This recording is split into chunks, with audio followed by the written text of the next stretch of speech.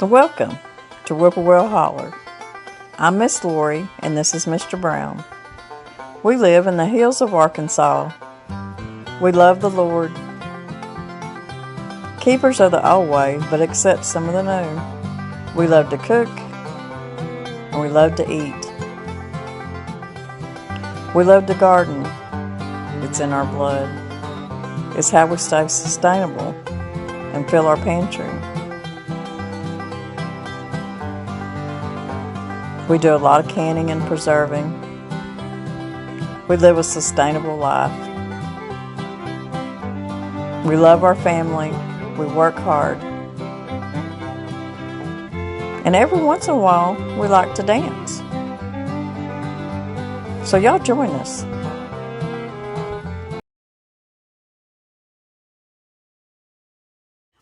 Well, good morning and welcome to my kitchen. Today we're going to be doing something a little bit different. I'm up early this morning and because I'm going to have to turn the oven on, which I've not done very much here lately because of the heat. But I'm wanting to make an apple pie. And I'm wanting to make a certain apple pie. And I wanted to bring y'all along with me while I do it. I'm going to be making it with a butter crust instead of lard or... you won't hardly see me use shortening anymore. Just maybe once or twice a year during the holidays when there's a certain cookie or something that calls for Crisco shortening because they don't taste any good unless you use Crisco shortening. But anyways, that being said, I don't use it much anymore. But I do use lard but I don't, I do, but I don't. I just really don't like, I like it okay, but a crust made with lard, but it just has that, that lardy taste sometimes. It depends on which batch, because we render our own lard, so some lard's a little bit stouter than others, what I'm trying to say.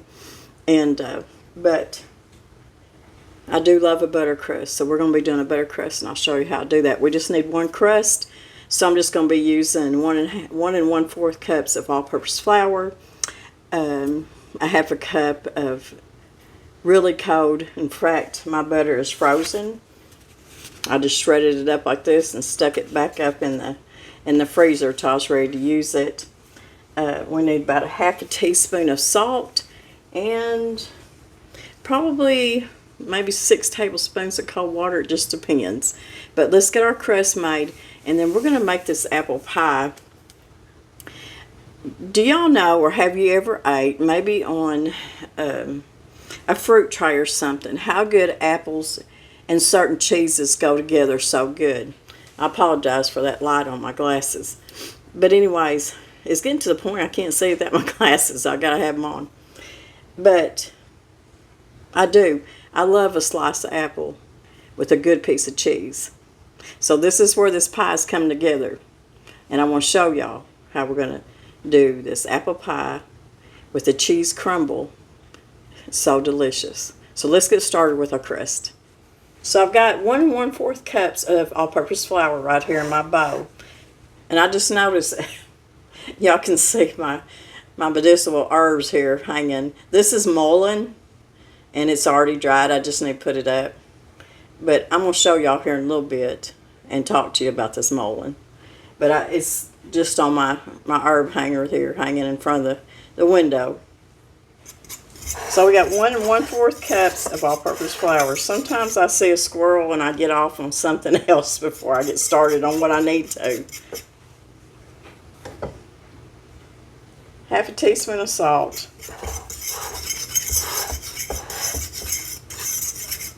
And if you want to, you can do this in your processor. Some people like making their crust in their food processor.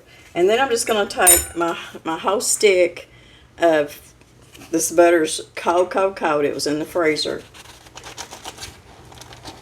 And the reason I've got it on this paper plate is because I stuck it in the freezer. And it fit in there just fine on this paper plate.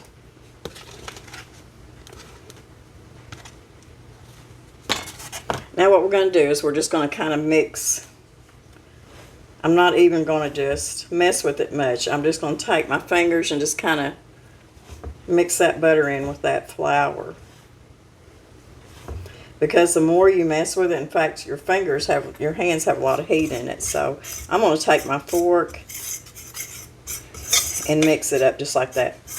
Now, if you needed a 2-crust pie, you would use 2 1/4 cups of all-purpose flour. You would use a whole teaspoon of salt, 2 sticks of shredded frozen butter, and anywhere from probably 8 to 10 tablespoons of cold water. I'll have that down in my description box below. I hope y'all are having a beautiful morning, a beautiful day. Some of y'all been really praying. Well, a lot of y'all been praying for Mr. Brown. I want y'all to know that he's okay right now. We're just waiting on them to schedule him a time for him to get his heart cath done, and then we're going to go from there.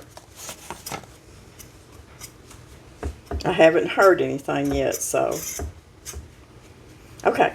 I'm not going to mess with that anymore. We're going to start putting in our cold water, tablespoon at a time. It's the best way to do it. I usually start with about 3. Then I'm just going to work this around.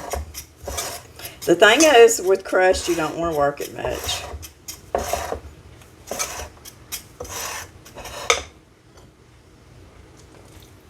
Because I can feel, I can feel that crust with my hands and know if it needs a little more water. And the house must be really dry today because I think it's taking a little more water than usual for it to come together.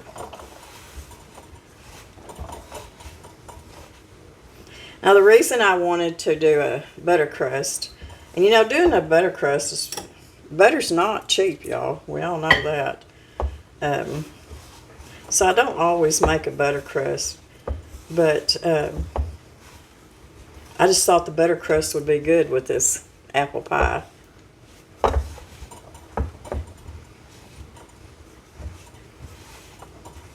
So my crust is coming together.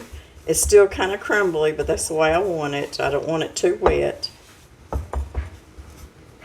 What I'm going to do is I'm going to wrap this up and I'm going to stick it in the refrigerator for about an hour. And while it's chilling, I'm going to get my pie filling together. Now, I do have some apple pie filling canned up and in the pantry, but I want to leave that in there for this winter. And but I've got some apples in the refrigerator that need to be used, so I'm going to get them out. I'm going to make me some apple pie filling and get them used up before they go bad. Now, I do love cutting my apples up by hand. I find it very therapeutic, with just like making bread or anything like that. I'm also going to save the skin and the cores for making some apple cider vinegar. And I haven't done that in a while, so it's time.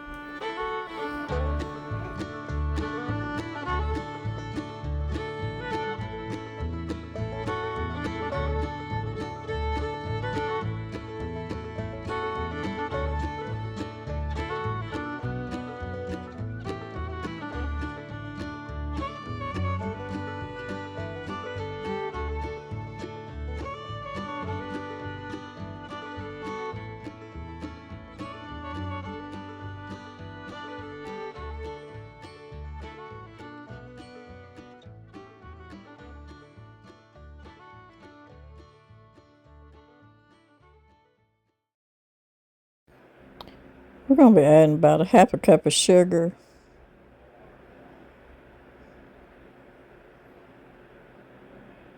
You can put how much cinnamon that you really like. I put about 2 teaspoons.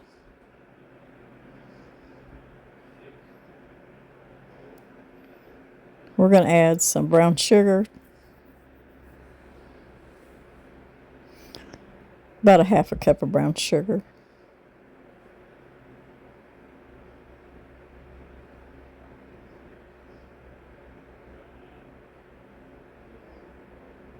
If I have any of these apples left, I'm going to go ahead and keep them and put them in the refrigerator for later use or freeze them. I put about 1/4 cup of clear gel. You can use clear gel or flour.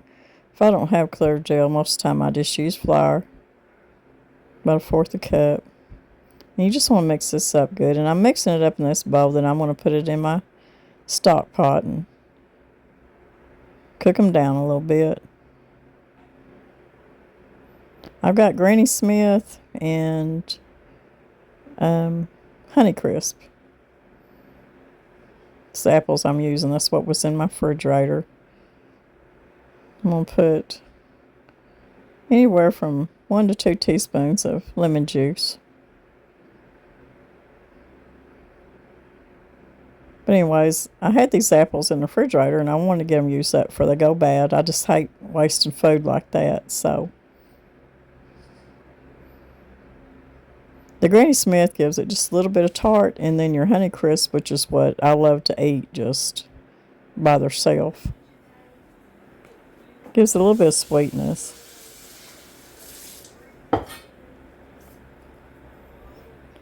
I'm going to put just a little bit, anywhere from 1 to 2 cups of water in here, and I may have to add more to it. I don't like to put too much water. Now I've got my burner on about medium low. I'm just going to let these simmer and the apples soften up. That's all you got to do. Now some people just put this straight into their pie crust, but I don't like to. I like to cook my apples down at least a little bit. Okay, the apples are cooked down. Got just enough juice in them. I could eat them just like this on top of a biscuit. So my crust is ready, and we'll start making our apple pie.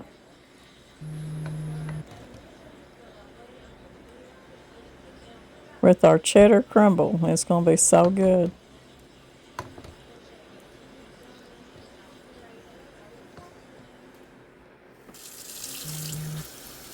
I'm just going to clean up my mess just a little bit before I start another mess.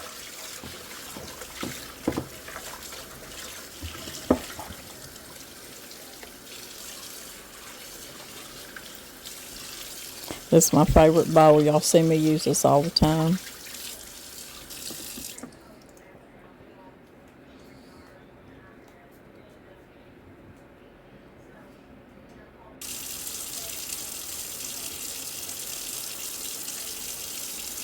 Okay, we're going to be making some apple cider vinegar out of our peelings and our cores. And you can see how I just got them stuffed down in this quart jar. Now, I usually make this in a 1/2 gallon jar, but I don't have any available right now, so I'm going to have to use my quart jars. That's why I'm doing 2 of them. And, of course, I'm on well water, so if you're not on well water, you need to use some kind of filtered water. You just fill your jars up to where the water is over your peelings and your cores. Now I may have to take some of this out because it's too full. If it looks too full, just take a little bit of it out, discard it, because you want to make sure that water stays over them peelings all the whole time.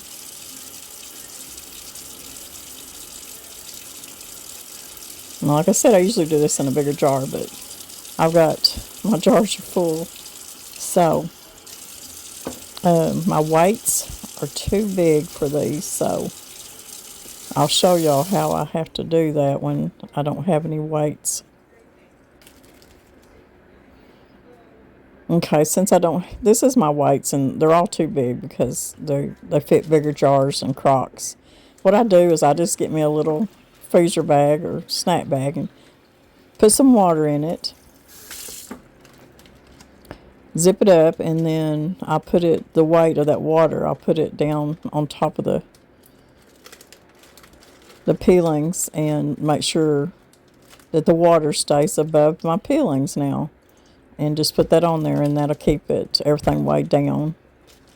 I've had to do this a lot of times, especially back when, of course, I didn't have money for all the luxuries of having weights and all the fancy foo-foo fermenting stuff, and I still don't have most of it. I've just always made dough, and this is one way I would keep my stuff weighted down underneath the brine or the water.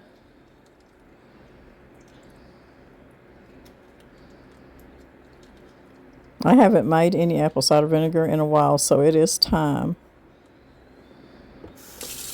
I have to add just a little bit more water to take a little bit more out to make it work.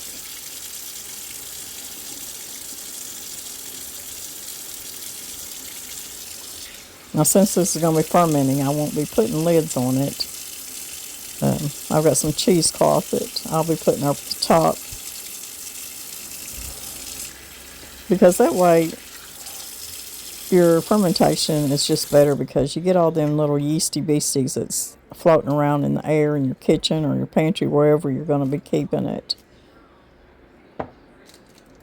But the whole point is to always make sure, because I can see that I'm kind of pressing the water out, make sure that there's plenty of water covering everything.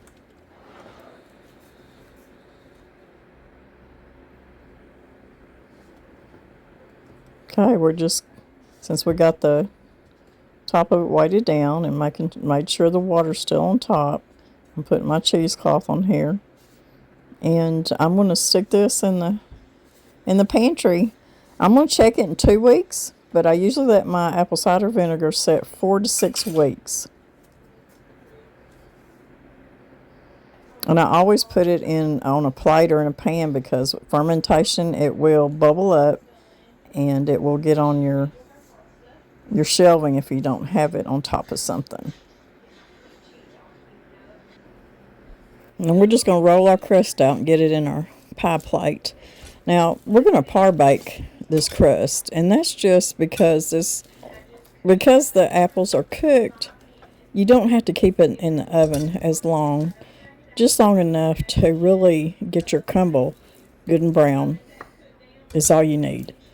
So this works out good because you have a good crust. Okay, we're just going to cut the edges off a little bit. It don't have to be beautiful, it just has to taste good. That's what I say.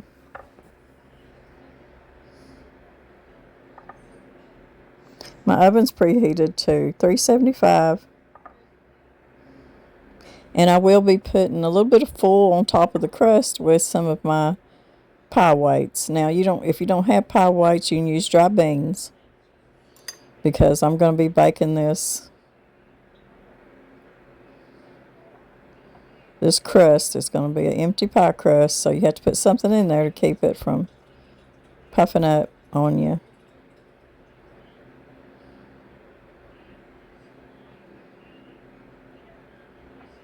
But the one thing you want to make sure is that your pie crust always stays cold.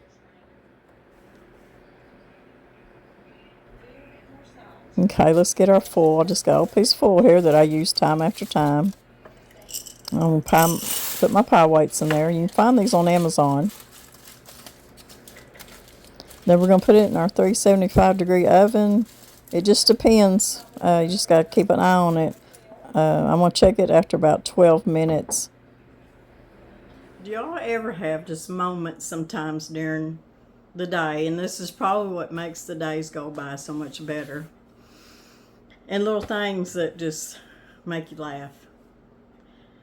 I was, doing this pie and washing dishes and sweeping the floors and just doing whatever, and I've got my apron on, of course, and a lot of times I'm so busy I just throw an apron on. I don't even know what apron I threw on, I just throw it on.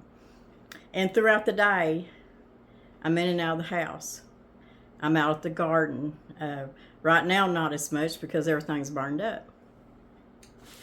Go out there and, take my little basket with me. If I'm busy baking or cooking, in between everything, I'll run out there in the garden and just pick little tomatoes or cucumbers or just whatever needs to be picked and come back in.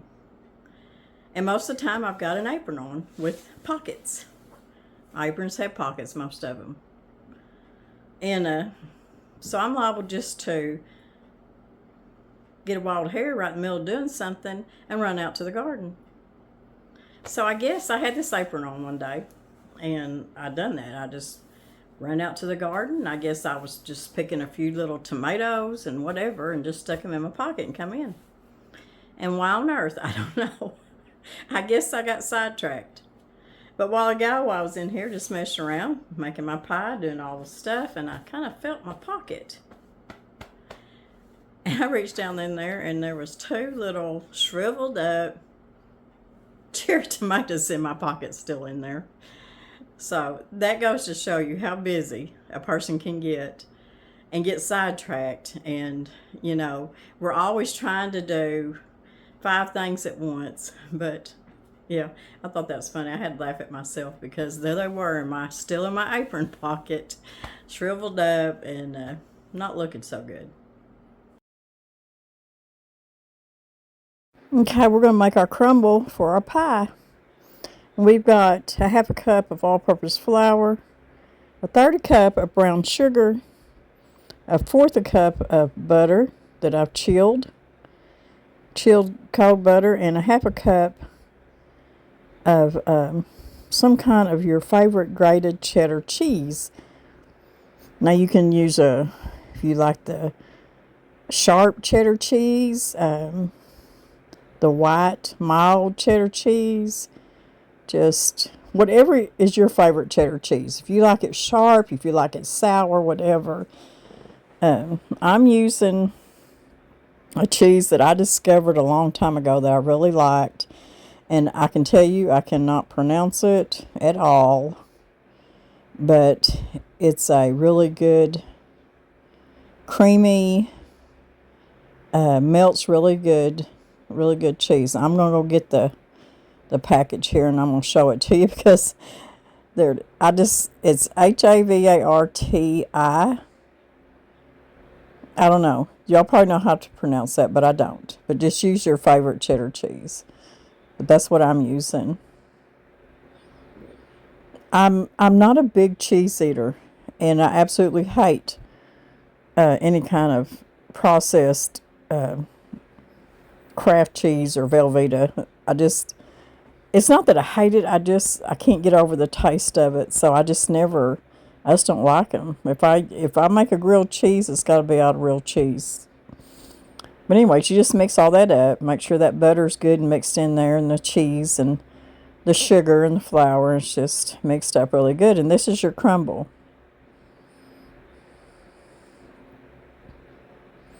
And it's just about that easy. But you do want a cheese that's, it's going to melt a little bit. A sharp cheddar cheese is really good in this because you can really get that distinctive taste, and plus your apple. So it really goes good together. So that feels like it's mixed up pretty good. And it don't matter if it's got a few lumps in it. You just want to make sure that your butter and your cheese ain't all lumped up.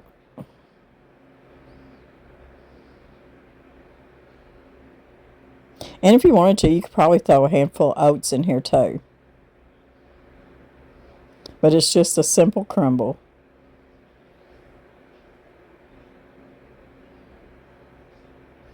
My oven is still preheated at 375. So let's take this crumble and we're just going to put it all over the top of this pie.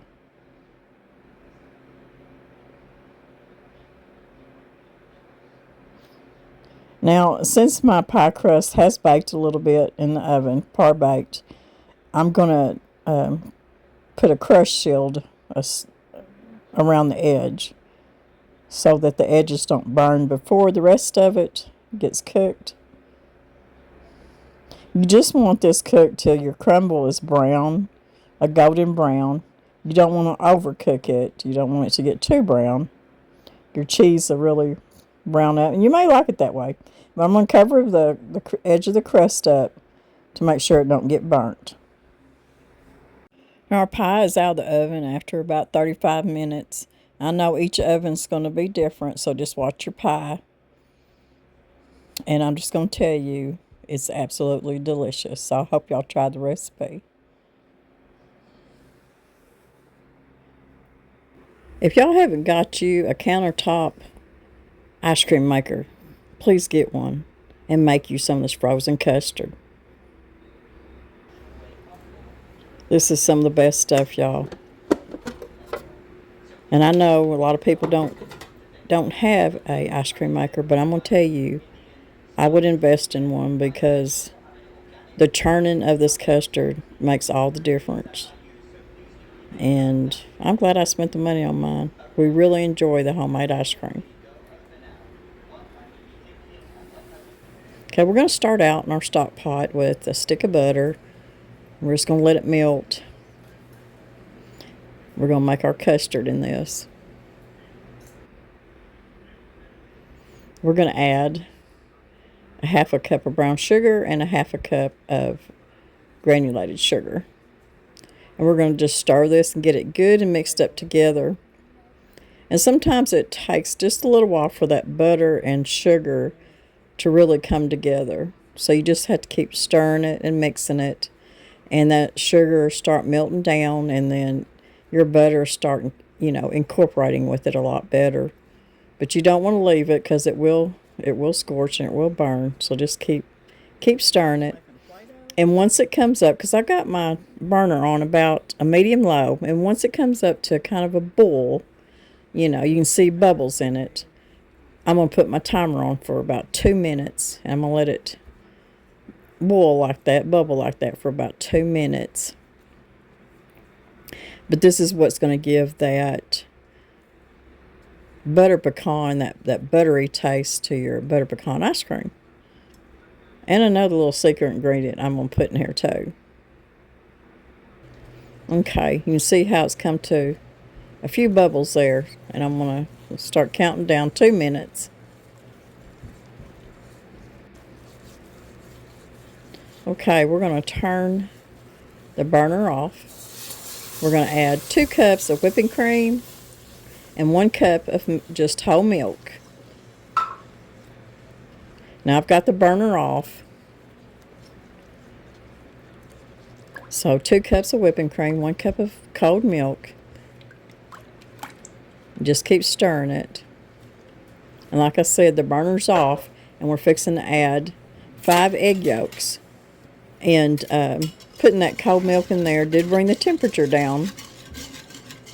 So it'll be okay. You won't have to temper your eggs, your 5 egg yolks. Just throw them in there. You want to do this before it heats up again, but you won't do that till you turn the burner back on, so don't let it worry you. 5 egg yolks is going to make this custard so creamy and rich. I know some people will make just quick ice cream out of whipping cream and sweetened condensed milk, and to me there's just nothing any better than homemade custard. And when I make homemade ice cream, I make a custard base for it too. And you can either make a big batch of it and do it in your big ice cream freezer, or just do little batches like we do. So we're going to let this now come up to a boil.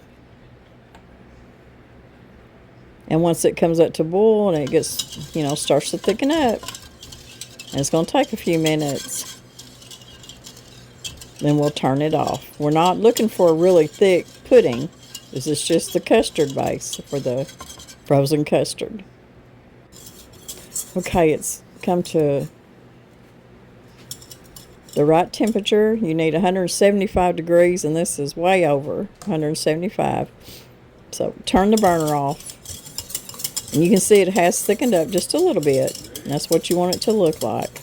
Now, if you want to at this point, you can, run this through a sieve. You can a cheesecloth or something if you feel like it's maybe, a little bit gritty or something. But I'm not going to worry with it. I'm just going to get me a glass bowl, and I'm going to pour it in there because it's got to cool off. So since the burner's off and it's done, it's thickened up, I am putting a butter vanilla emulsion in this, and this is my secret ingredient. Now, if you don't have this, of course, just use plain vanilla.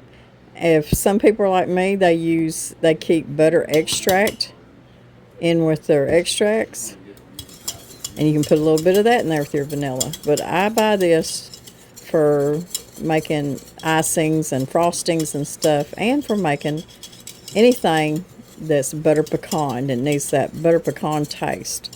And this gives it just that certain taste that you need for butter pecan custard.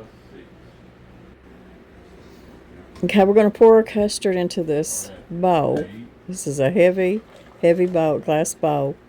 We're going to let this cool down completely because I'm going to put plastic wrap over the top, and then I'm going to put it in the refrigerator, and it's going to have to cool down for at least a couple hours, if not, around 4 hours or so before we put it in our ice cream maker. Okay. You can see how it's chilled and it's thickened up. Looks like pudding.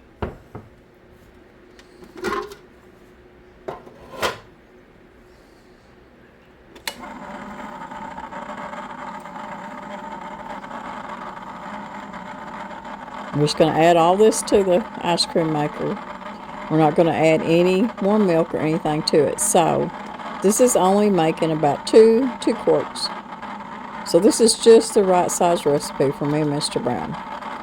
And, if you just have a few people over that you want to make, homemade custard for. But if you want, 4 quarts, which is what this is, this ice cream maker, I would double this recipe. But I didn't want that much, so this is just the perfect amount. And I can tell you, I tasted the custard. And it's just really, really, really good. And you know how butter pecan ice cream just has that certain buttery taste. Well, this custard does because of the butter, of course, and the brown sugar. And then using the butter vanilla extract or emulsion makes a difference. So we're going to put this on, and this is going to churn for about 20 to 25 minutes, and we'll put our pecans in about the last 5 minutes of it churning.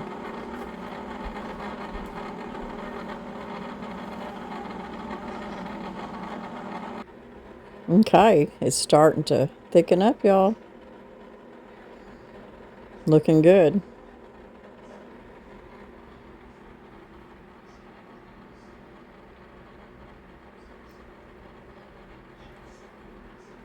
I'm going to cover it up with a towel. That just keeps the coolness in.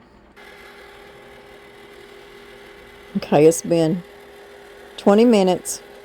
You can see how it's thickened up. We're going to put our toasted pecans in here. And we're going to let it churn for another 5 minutes.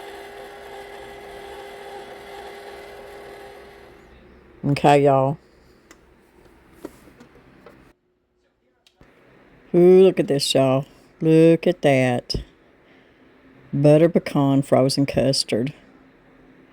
Absolutely beautiful. Can't wait to sit down and try a little bit of it.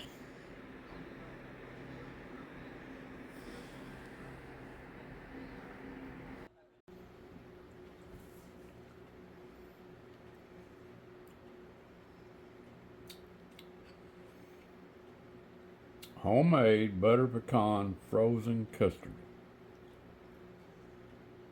That's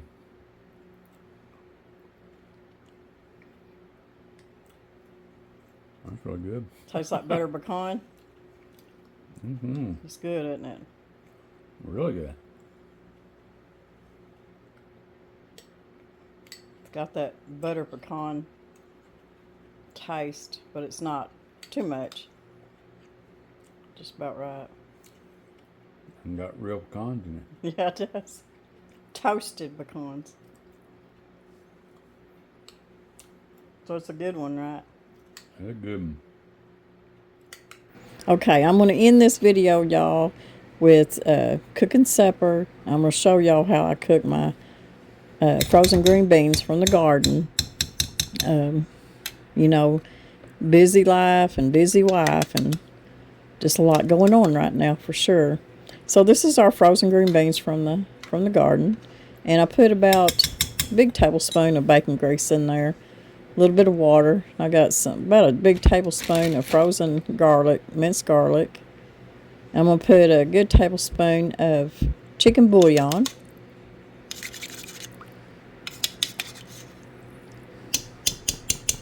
Pretty simple, but always so good. We're going to season it with some salt and pepper.